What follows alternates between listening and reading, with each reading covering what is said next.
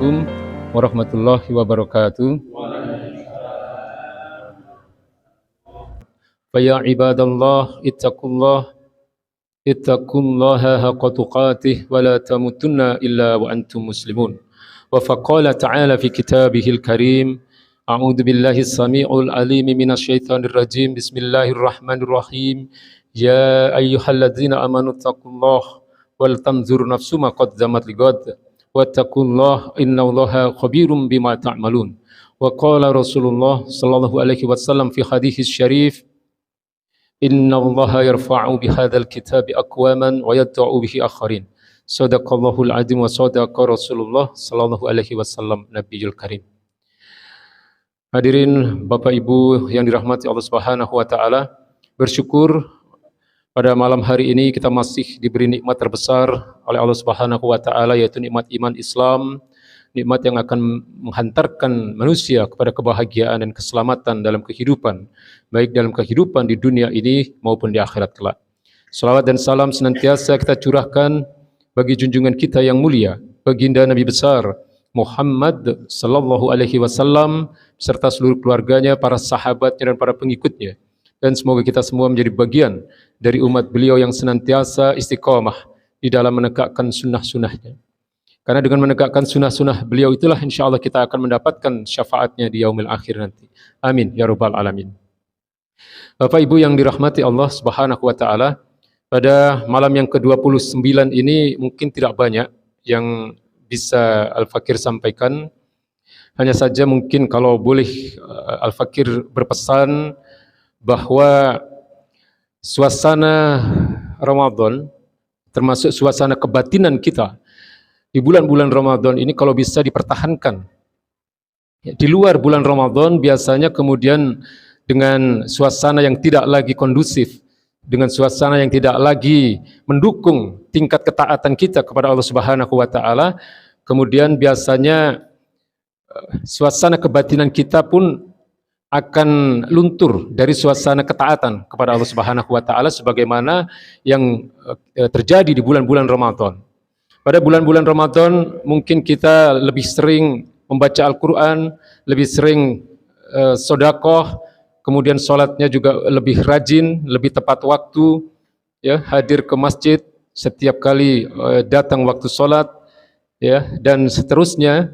Tetapi ada satu kebiasaan yang buruk di tengah-tengah kita, yaitu selepas Ramadan, ya, memasuki bulan Syawal setelah hari raya Idul Fitri, kemudian suasana itu perlahan akan hilang biasanya, kembali pada suasana yang rutin sebagaimana di bulan-bulan yang lain, di 11 bulan yang lain kita kembali pada suasana yang menjadi rutinitas kita, yaitu tidak lagi berada pada ketaatan sebagaimana taatnya kita di bulan-bulan Ramadan. Maka penting untuk diingat pesan baginda Nabi besar Muhammad SAW ketika beliau mengutus sahabat Nabi yang mulia Mu'adz bin Jabal radhiyallahu an ke Yaman untuk berdakwah. Sebelum Mu'adz bin Jabal berangkat, baginda Nabi berpesan, ittaqillah haitsuma kunta, bertakwalah engkau dimanapun engkau berada. Jadi frase haitsuma kunta ini mengandung makna 3 hal yang kemudian ditelangkan oleh para ulama. Maksudnya adalah bukan hanya terkait dengan tempat, ya, haitsuma kunta itu maksudnya adalah takwalah kepada Allah Subhanahu wa taala dimanapun engkau berada, kapanpun engkau berada, dan dalam keadaan apapun. Ya, jadi ini adalah makna dari hadis yang disampaikan oleh baginda Nabi ini ketika beliau mengutus Mu'adz bin Jabal ke Yaman. Ini penting untuk kita juga untuk menjadikan sebagai pelajaran bahwa ketakwaan itu memang harus dijaga, ya, karena dalam suasana yang seperti saat ini, di mana hari-hari kita itu tidak diatur oleh Islam, itu tidak mendukung adanya suasana yang bisa meningkatkan ketakwaan manusia, ya. Sementara hari ini orang mengira masuk surga itu mudah. Masuk surga itu tidak mudah. Masuk surga itu tidak gratis. Masuk surga itu membutuhkan pengorbanan, perjuangan, dan ketaatan yang total kepada Allah Subhanahu wa taala. puasa kita saja tidak cukup. Ya, salat kita tidak cukup. Ya, berbagai ibadah-ibadah ritual kita, ibadah fardiyah, ibadah-ibadah individu kita, ya, yang sifatnya pribadi tidak cukup untuk mengantarkan seseorang masuk surganya Allah Subhanahu wa taala. Karena yang terpenting untuk bisa memasuki surganya Allah Subhanahu wa taala adalah keimanan yang benar. Maka di dalam Al-Qur'anul Karim, iman itu senantiasa didahulukan sebelum amal soleh. Ya. Allah Subhanahu wa taala di dalam surat Al-Baqarah ayat 214. Allah Subhanahu wa taala berfirman, "Am hasibatum an tadkhulul jannah walamma ya'tikum matsalul ladzina khalau min qablikum." Apakah kalian mengira bahwa kalian akan bisa masuk surga sementara belum datang kepada kalian ujian, belum datang kepada kalian keadaan-keadaan yang sebagaimana pernah dialami oleh orang-orang sebelum kalian? Ayat ini memang ditujukan kepada baginda Nabi dan para sahabat, menggambarkan betapa beratnya perjuangan para nabi sebelum beliau. Bagaimana beratnya perjuangan Nabi Ibrahim, bagaimana beratnya perjuangan Nabi Musa, di mana kedua nabi besar ini harus menghadapi penguasa-penguasa yang zalim. Nabi Ibrahim harus menghadapi Raja Namrud, Nabi Musa harus menghadapi Raja Fir'aun. Kemudian betapa beratnya pula yang dialami oleh Nabi Nuh, yang harus menghadapi situasi di mana keluarganya tidak mendukung untuk diajak kepada akidah yang benar, kepada agama Allah Subhanahu wa taala. Kemudian Nabi Lut, di mana beliau harus menghadapi kondisi suatu masyarakat yang mayoritas adalah para pendukung LGBT. Ya, ini adalah pelajaran bagi baginda Nabi besar Muhammad SAW dan para sahabat pada saat itu. Ya, jadi ayat ini, ayat Al-Baqarah 214 ini turun berkaitan dengan perang Ahzab sebenarnya. Ya, asbabun nuzulnya adalah terkait dengan perang Ahzab atau disebut juga dengan perang Khandaq yang terjadi pada tahun ke-5 Hijriah, di mana Nabi mengalami berbagai tekanan yang luar biasa.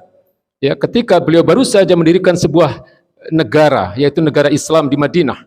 Ya, belum 5 tahun beliau sudah menghadapi 3 peperangan yang besar.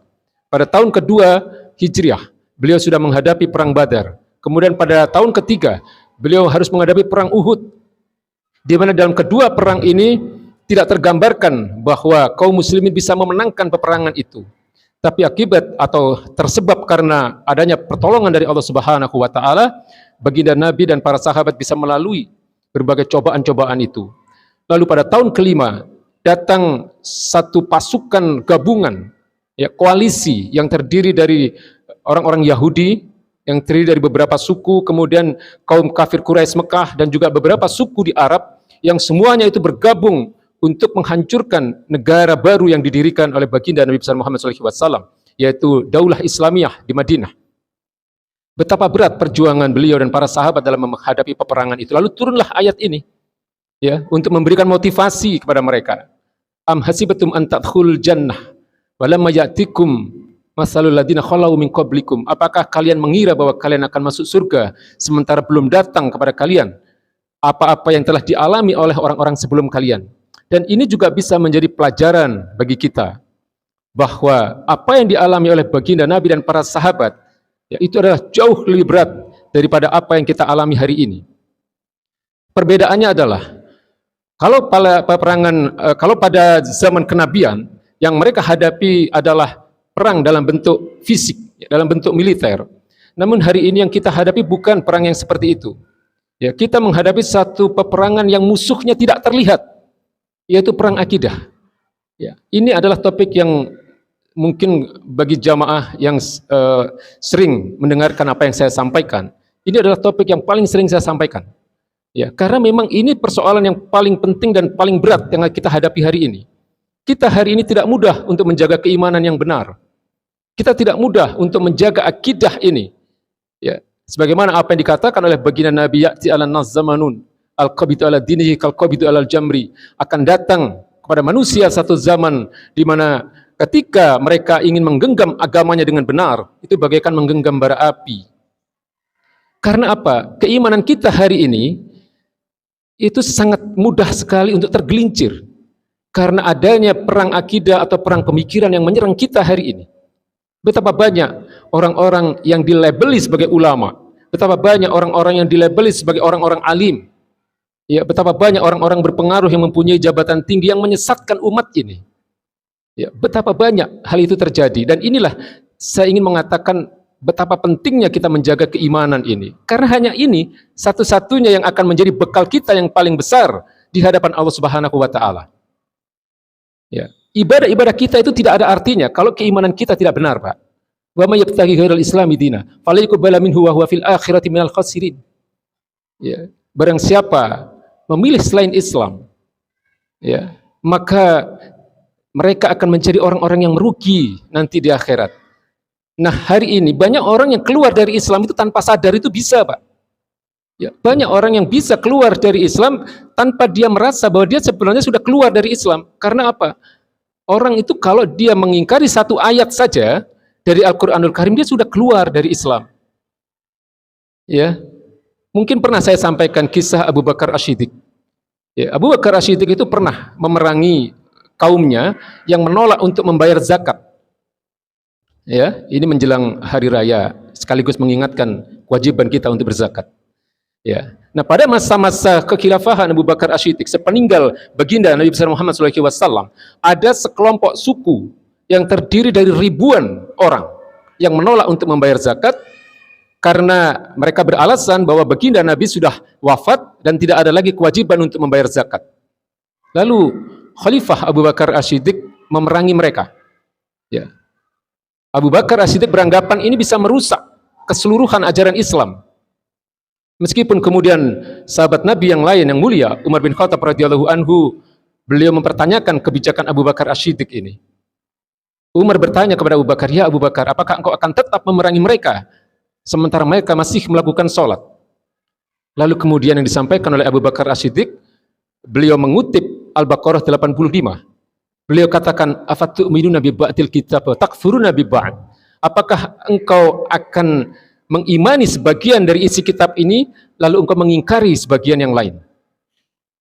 Ayat ini sebenarnya ditujukan kepada pengikut Nabi Musa, ya, kepada mereka-mereka yang diberi kitab Taurat. Tapi ayat ini tentu juga berlaku bagi kita. Haram hukumnya untuk mengimani sebagian isi kitab dan mengingkari sebagian yang lain.